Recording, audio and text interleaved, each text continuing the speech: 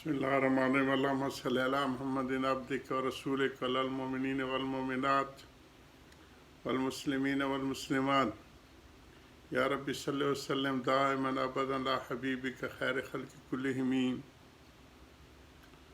वल हबीबुल्लज़ी तुरजु शिफ़ाअतु कुल्लि हौलि मिनल अहवालि मुक्तहमी या मुहम्मद तवज्जह बिका इला रब्बिका फ़ी हाजति हाज़िही लितुक्सिली फ़शफ़ौ फ़ी अल्लाहुम्मा सल्लि अला मुहम्मद सलातन तनजीना बिहा मिन जमीइल अहवाल वल आफ़ात व तक्सिलना बिहा जमीइल हाजात व तुताहिरना बिहा मिन जमीइ सय्यात तरफ़ना बिहा इंदका आला दरजात तुबल्लिगना बिहा अक़सल ग़ायात मिन जमीइल खैरात फ़िल हयात बादल ममात इन्नका अला कुल्लि शैइन क़दीर।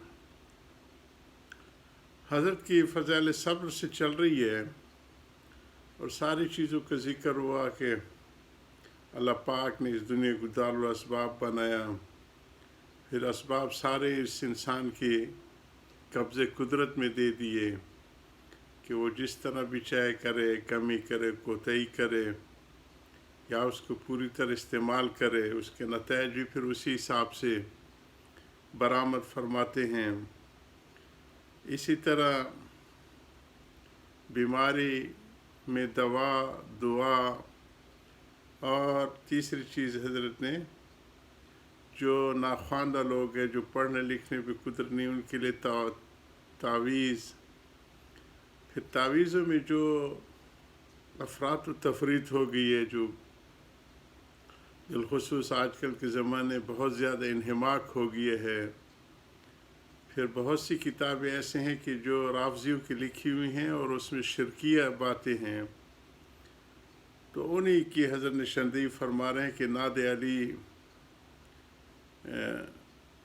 एक उन्हीं की किताब अरबी में लिखी हुई है, जिसकी मिसरे अव्वल के मिसरे तो छोटे छोटे और मिसरा आखिरा इतने तवील, गर्ज़ बात सुन्नी भी बड़े शौक़ से गले में डालते हैं, सो ये जायज़ नहीं है। अगर ऐसे ही गले में डालने का शौक़ है तो हदीस, सही हदीस में जो दुआएं आई हैं वो लिख कर गले में डाले। वो भी मैं बताया बच्चों को, और जो नाख्वानदा है, जो पढ़ने पे कुदरत हो तो वो उसको सुबह शाम के मामलात में या हर फ़र्ज़ नमाज के बाद पढ़ने की आदत डालें। वो दुआएं ये है: आउज़ु बिकलिमातिल्लाहि ताम्माति मिन शर्रि मा खलक़, बिस्मिल्लाह अर्कीक मिन कुल्लि दा, युज़ीक अल्लाहु युशफ़ीक। तरग़ीब और तरहीब से हज़रत नकल किए। मगर चांदी के तावीज़ न हो लड़कियों के लिए, और चांदी और सोना तो जायज़ है लड़कों में, और मर्दों में हज़रत क्या ये है कि वो न हो। तावीज़ गंडों के बारे में अत्तकी फ़िल अहकाम और रकी एक ऐसा रिसाला है,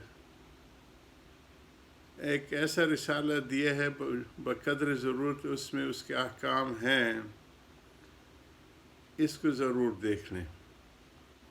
गर्ज़ अर्ज़ की कुल 3 तदबीरें हैं: दवा, दुआ, तवीज़। 2 अव्वल तो ज़रूर करो, दुआ भी करो और दवा भी करो, और तीसरी भी अहयानन बाज़ अमराज में हो तो मज़ाक़ा नहीं है। ये न करो कि दवा व तवीज़ पर इक्तिफ़ा करो और दुआ को बिल्कुल छोड़ दो। ये तो मरज़ का दस्तूर अमल हुआ। फ़क्र फ़ाका दूसरी हालत, ज़र्रा यानी फ़क्र फ़ाका।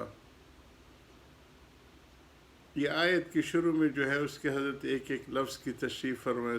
सर्रा और दर्रा, पहले वो अमराज का, फिर अब جو ذرہ یعنی فقر و فاقہ کی ہے، اس کے لیے بھی بعض لوگوں نے دستور عمل بنا رکھا ہے۔ تعویذ کراتے پھرتے ہیں، عملیات پڑھتے ہیں۔ یاد رکھو اللہ تعالیٰ کا نام دنیا کے لیے پڑھنا گو جائز ہو مگر ادب کے خلاف ہے۔ بعض لوگ دست غیب کے پیچھے پڑے ہوئے ہیں۔ یہ دست غیب نہیں بلکہ دست عیب ہے، اس لیے کہ جن پرایا مال لا کر دیتے ہیں، اس لیے حرام ہے۔ بعض لوگ اس میں ہیں کہ کہیں سے خزانہ مل جائے، بعض کیمیا کے ہوس میں ہیں۔ یاد رکھو صحیح تدبیر اور سچی کیمیا یہ ہے کہ جو اسباب اپنے امکان میں ہیں ان کے لیے محنت و مزدوری کرے، اور جو قدرت سے باہر ہیں جیسے قحط وغیرہ ہے، یا آج کل کرونا کی مرض ہے اور اس قسم کی وبائیں ہیں، اس کے لیے اللہ تعالیٰ سے دعا کرے۔ ایک بڑا سبب رزق کی کمی کا نافرمانی ہے، اور اسی طرح وباؤں اور بلاؤں کا آنے کا جو پہلے گزر چکے۔ طاعون کے زمانے میں حضرت نے فرمایا تھا کہ لوگ کہتے کہ چوہے سے پھیلتے ہیں، میں کہتا چوہا تو تمہارے اندر ہے۔ وہی کہ نافرمانی، ان العبد لیحرم رزق بخطیۃ یعملها، در منصور کی روایت حضرت نے، یعنی بے شک بندہ رزق سے محروم ہو جاتا ہے گناہ کے سبب سے، اور اسی طرح فرما برداری برکت کا سبب ہے۔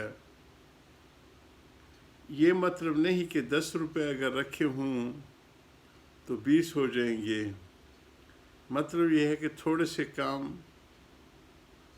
چل جائے گا اور ضائع نہ جائے گا، فضول نہیں جائے گا، کام میں لگے گا۔ بعض لوگ بارش کے لیے تعویذ کرتے ہیں، جن علاقوں میں خشک سالی ہوتی ہے، کسی نے اس کے لیے چہل کاف یاد کر رکھا ہے، اور یہ چہل کاف سے نہ حضرت غوث اعظم رحمہ اللہ کی طرف منسوب ہیں۔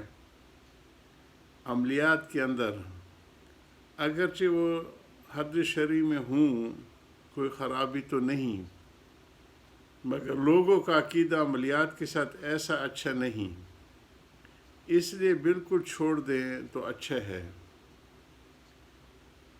بجائے ان کے مسنون تدبیر اختیار کریں۔ بارش رکنے کے حروف بھی مشہور ہیں، اگر ان عملیات کے بعد بارش ہو جائے یا رک جائے تو تعجب نہیں ہے، اس لیے کہ بارش کرنے والے اور روکنے والے تو اللہ تعالیٰ ہیں، اور جب چاہے روک دیں، مگر اس میں تعویذ کا دخل ثابت نہیں ہوتا۔ البتہ جو امور تدبیر کے متعلق ہے ان میں باذن خالق تدبیر کو نافع سمجھنا یا تدبیر کرنا کچھ مذائقہ نہیں۔ باقی اگر تدبیر پر یہ شبہ ہو کہ یہ بھی خدا تعالیٰ کو ایک گناہ رہ دینا ہے، سو جان لینا چاہیے تدبیر کرنا درخواست کے مرتبے میں ہے، درخواست کرنا اور شے ہے اور رہ دینا اور شے ہے۔ مثلا سرکار سے ہم درخواست کریں گے کہ فلاں جگہ پل بناؤ تو جائز ہے، اور بلا استفسار تجویز کریں، کوئی پوچھے نہیں اور اپنے مشورے دیتے پھرے اور رائے دے تو گستاخ بنیں گے۔ یہاں ہی سے یہ بات سمجھ آ گئی کہ دعا کرنا کیوں مشروع ہوا، حالانکہ اس میں بھی یہی شبہ ہوتا ہے کہ دعا کرنے والا گویا یہ کہتا ہے کہ یوں ہونا مناسب ہے۔ اسی کو جاری رکھیں گے حضرت کی باتوں کو. ربنا تقبل منا انك انت السميع العليم وتب علينا انك انت التواب الرحيم.